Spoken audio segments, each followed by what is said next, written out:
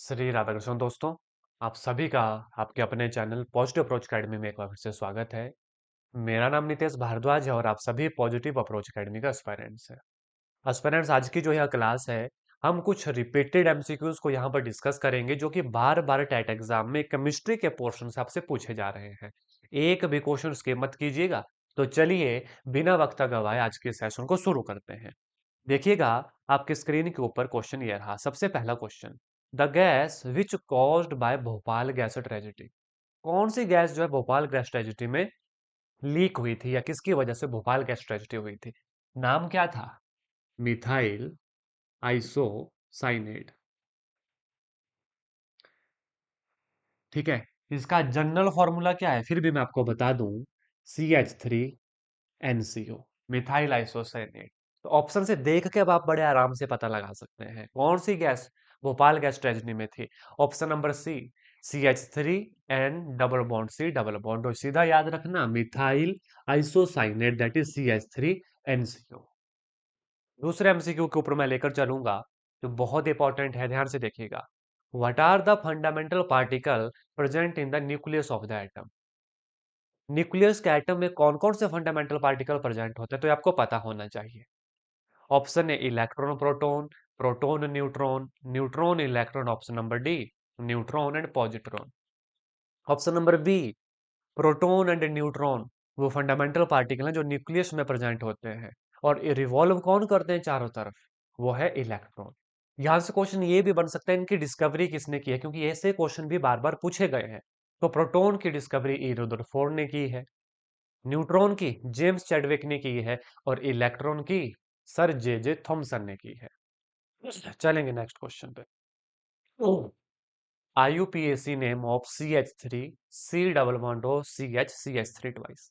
देखो, सबसे पहले तो इसका हमें स्ट्रक्चर ड्रॉ करना पड़ेगा। वैसे तो स्ट्रक्चर है लेकिन थोड़ा सा मैं इसे जो है ओपन करूंगा। C double bond O, single bond CH। ध्यान से देखें, CH3 ट्वाइस है, इसे मैं ओपन कर रहा हूं। CH3 तो कार्बन के यहाँ पे कितने हो गए? एक, दो, तीन और एक, चार। ठीक है, अब ध्यान से देखेंगे, आगे चलेंगे।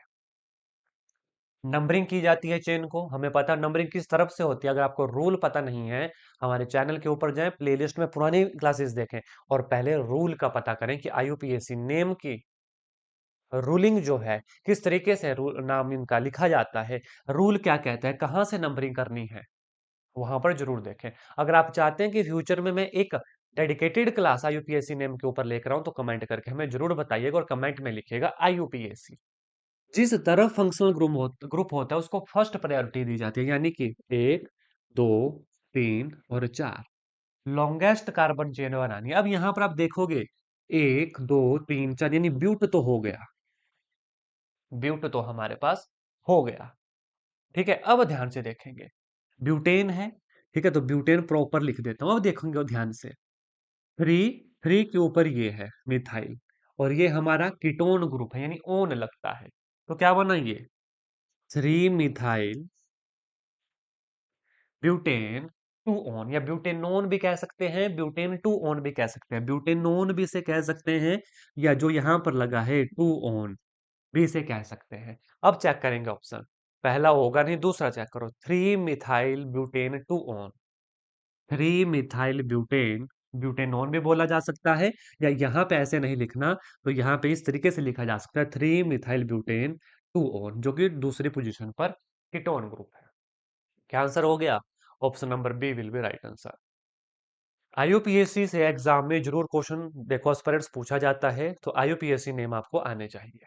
ठीक है, इसके अलावा चैनल के ऊपर biology, chemistry, psychology, mathematics, physics, हर एक प्लेलिस्ट अवेलेबल है। अपने सब्जेक्ट के अकॉर्डिंग प्लेलिस्ट को जरूर विजिट कीजिए। Which among the following is strongest acid. सबसे ज्यादा स्ट्रॉन्ग एसिड कौन है? पहले तो पता होना चाहिए एसिड कौन होता है। कौन होता है एसिड? कौन होता है बेस? नहीं पता? आज ही टेलीग्राम चैनल के ऊपर जाएं, फ्री नोट्स अवेलेबल हैं, पीडीएफ्स अवेलेबल हैं, उनको डाउनलोड करें और उसका फायदा उठाएं, उन्हें पढ़ें। ध्यान से सुनो, which among the following is a strongest base, strongest acid. Strong acid वो होता है जो H पॉजिटिव रिलीज करेगा, हाइड्रोजन आयन रिलीज करेगा। अब ध्यान से पढ़ेंगे।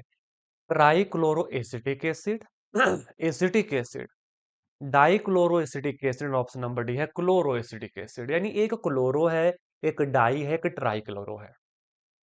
ये जो क्लोरो है, ये है हाइड्रोजन, या ऐसा आप कह सकते हैं कि इलेक्ट्रॉन विड्रॉइंग ग्रुप। ये खींचता है, ये खींचेगा। तो जहां पे ये ज्यादा है, तो चारों तरफ से लोग अटैक करेंगे ज्यादा, तो वो ज्यादा खींचेंगे। यानी कि trichloro acetic acid, chlorine electron withdrawing group, acetic acid ये डोनेटिंग ग्रुप है। और जब वो क्लोरीन तीन तीन उसके ऊपर टूट पड़े, उन्होंने सबने उसको खींच लिया। तो आप खुद देखो कि chloro acetic acid, dichloro acetic acid, trichloro acetic acid सबसे ज्यादा स्ट्रॉन्ग कौन होगा? जहां पे इजिली H पॉजिटिव चला जाएगा, यानी जहां पर चारों तरफ से लोग उसको खाने पड़े हैं, जैसे कि क्लोरीन इलेक्ट्रॉन विड्रॉइंग ग्रुप और तीन तीन है। Option number A trichloro acetic acid will be right answer. समझ गए? चलेंगे आगे। विच of the following is used for aliphatic primary अमीन? ऐसे, जैसा ये क्वेश्चन है ना, मैंने बहुत सारी वीडियोस ऐसे बनाई है। प्लेलिस्ट जरूर विजिट करो, इस चैनल, इस वीडियो की डिस्क्रिप्शन में आपको लिंक मिलेंगे। केमिस्ट्री की प्लेलिस्ट विजिट करो, जिसमें डिफरेंट टाइप्स ऑफ रिएक्शन मैंने बताई हैं। बहुत सारी चीजें जो इंपॉर्टेंट टॉपिक हैं वो बताए गए हैं, उनको अच्छे से पढ़ना। Which of the following used as a test for aliphatic primary amine? कौन सा टेस्ट यूज किया जाता है? तो इसका जो सीधा आंसर आपको बताना चाहूंगा, option number C will be our right answer, that is isocyanide test. अब बात आएगी जो टोलेन टेस्ट है पहला, ये जो टोलेन टेस्ट है, फिर ये किस चीज के लिए होता है? हो सकता है एग्जाम में टोलेन टेस्ट के बारे में पूछ लिया जाए। तो ये डिस्टिंग्विश करता है एल्डिहाइड एंड कीटोन को। किसके लिए होता है? Aldehyde and ketone aspirants. Aldehyde और कीटोन को डिस्टिंग्विश करता है। दूसरा नंबर पे चले, क्या है हमारे पास? Fehling test. फेलिंग टेस्ट जो है, ये क्या हमें जो है बताता है? ये सुगर्स के बारे में बताता है, यानी ये डिफरेंशिएट करता है हमारी reducing and non reducing sugar के बारे में। इसमें रिड्यूसिंग, सिंपल याद रखना, sugar and non reducing sugar के बारे में, नॉन रिड्यूसिंग शुगर के बारे में ये डिस्टिंग्विश करता है। आइसोसाइनाइड वो तो यहाँ पे बता दिया, एलिफेटिक प्राइमरी अमीन। और चौथा बच गया option number D azo dye test. ये किस चीज के लिए होता है? ये होता है प्रेजेंस ऑफ एरोमेटिक अमीन के लिए। यहाँ पे लिख रहा हूं एरोमेटिक अमीन्स, एक बार फिर से ध्यान से देख लो। टोलेंट टेस्ट होता है एल्डिहाइड एंड कीटोन के लिए, फेलिंग टेस्ट शुगर याद रखना, और चौथा हमारा एजोडाई टेस्ट ये होता है एरोमेटिक अमीन्स के लिए। ठीक है, आगे लेकर चलूंगा। क्या है क्वेश्चन? देखो ध्यान से। Sodium metal can be stored under, इसका आंसर तो एस्पिरेंट्स आप ही दोगे, है ना? Benzene, alcohol, kerosene, option number D water. It's right answer is kerosene. और मुझे नहीं लगता किसी भी एस्पिरेंट्स जो इस क्लास को देख रहा है उसको पता ना होगा। अगर पता नहीं है तो इसका मतलब है कि मेरी पुरानी क्लासेस अभी तक आपने नहीं देखी, मेरे फ्री नोट्स आपने अभी तक नहीं लिए, पढ़े उनको, आपका बहुत फायदा होगा। Next question, which is used as moderator in nuclear reactor? क्या यूज होता है न्यूक्लियर रिएक्टर में? Yes, you are absolutely right, आप बिल्कुल सही सोच रहे हैं। That is heavy water, D2O।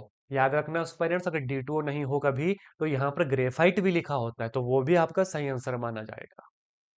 ठीक है, नेक्स्ट क्वेश्चन के ऊपर लेकर चलूंगा।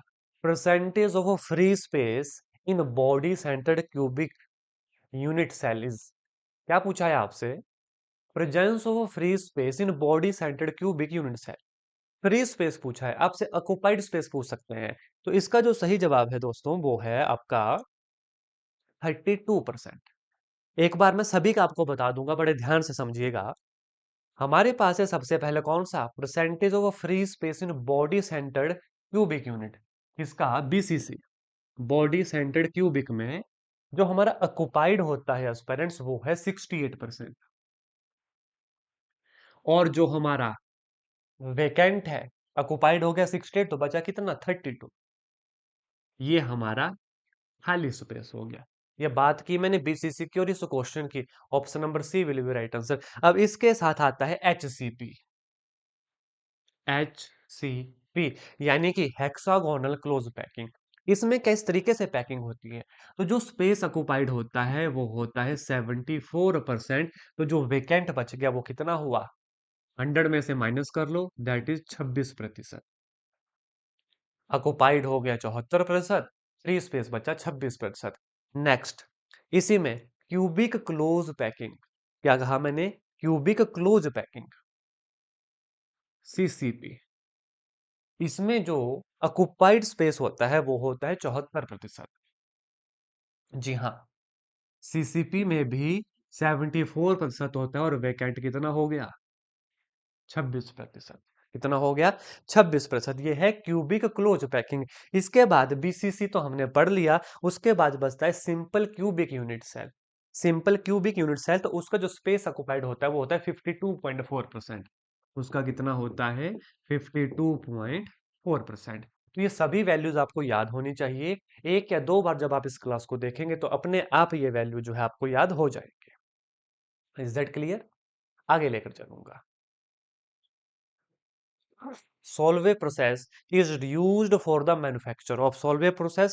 किस चीज की मैन्युफैक्चरिंग करता है? इसका जो सही जवाब है दोस्तों वो है हमारा soda ash, that is Na2CO3। Option number B will be right answer for this question. आगे लेकर चलूंगा। Which of the following is the weakest base? Weak base कौन सा है हमारे पास? Option A calcium hydroxide, option B potassium hydroxide, option C lithium hydroxide and option number D strontium hydroxide. Weak base पूछा है। बड़े ध्यान से सुनना पेरेंट्स। अभी थोड़ी देर पहले हमने एसिड के बारे में पढ़ा, अब हम पढ़ेंगे वीक बेस के बारे में। यहां पर आप जब देखेंगे तो लिथियम का जो साइज है वो बहुत छोटा है, और जब ये OH के साथ मिलता है तो स्ट्रॉन्ग आयोनिक बॉन्ड बनाता है। इसका मतलब डिसोसिएट नहीं होगा। डिसोसिएट नहीं होगा तो OH नेगेटिव नहीं देगा। OH नेगेटिव नहीं देगा तो बेस तो कहलाने के ये लायक बचेगा नहीं। है ना? बात समझो। एसिड और बेस के कॉन्सेप्ट बड़े जरूरी क्वेश्चन यहाँ पे से टैट एग्जाम में पूछे जाते हैं। लिथियम छोटा स्ट्रॉन्ग बॉन्ड बनाएगा, सिंपल भाषा में समझना है। डिसोसिएट नहीं होगा, डिसोसिएट नहीं होगा तो OH देगा नहीं, तो ये बेस नहीं कहलाएगा। और जो बेस बेस नहीं कहलाएगा वो वीकेस्ट बेस कहलाएगा। अब ध्यान से सुनो, इसके कंपैरिजन में था calcium hydroxide, strontium hydroxide. Calcium hydroxide जब पानी में जाता है तो इसकी ऐसा समझ लो कि OH डोनेट करता है, डिसोसिएट इजिली होता है। तो कैल्शियम हाइड्रोक्साइड और स्ट्रोंसियम हाइड्रोक्साइड जो है ये स्ट्रॉन्ग बेस है। ये स्ट्रॉन्ग बेस कहलाते हैं। ये जल्दी डिसोसिएट होते हैं। आगे लेकर चलूंगा। In fire extinguisher we used. इसका आंसर तो आप सभी को पता है। फायर एक्सटिंग्विशर में हम क्या यूज करते हैं दोस्तों? सोडियम माफ कीजिएगा, सोडियम हाइड्रोजन कार्बोनेट, यानी जिसे आप कहते हैं खाने का सोडा भी आप इसे कह सकते हैं। ठीक है, एन सोडियम बाइकार्बोनेट इसका नाम है, सोडियम हाइड्रोजन कार्बोनेट इसका नाम है। NaHCO3 बेकिंग सोडा इसे कहते हैं। Option number A will be right answer for this question. Next question आप सबके लिए होमवर्क क्वेश्चन रहेगा। Dash is an antacid. क्या जो है आपका एंटासिड है? ठीक है, ऑप्शन नंबर है NH4OH, calcium hydroxide, MgOH twice and option number D NOH। Comment करके हमें जरूर बताइएगा। और एस्पिरेंट्स, अभी तक अगर आप हमारे चैनल के ऊपर नए हो, इससे पहले चैनल की एक भी क्लास नहीं देखी, तो आज ही मैं आपको कह रहा हूं प्लेलिस्ट को जरूर विजिट कीजिएगा। फ्री नोट्स डाउनलोड कीजिएगा टेलीग्राम से। सभी के सभी लिंक्स आपको इस वीडियो के डिस्क्रिप्शन बॉक्स में मिल जाएंगे। इसी बार टाइट एग्जाम आपको 100+ मार्क्स के साथ जो शुरू करना है, कमर कस लीजिएगा। रोज रात को इन्हीं टाइम पे 8 बजे के बाद 10 बजे तक आपके यूट्यूब के ऊपर जो है क्लासेस आपके सब्जेक्ट वाइज लग रही हैं। धन्यवाद दोस्तों। जय हिंद, जय भारत।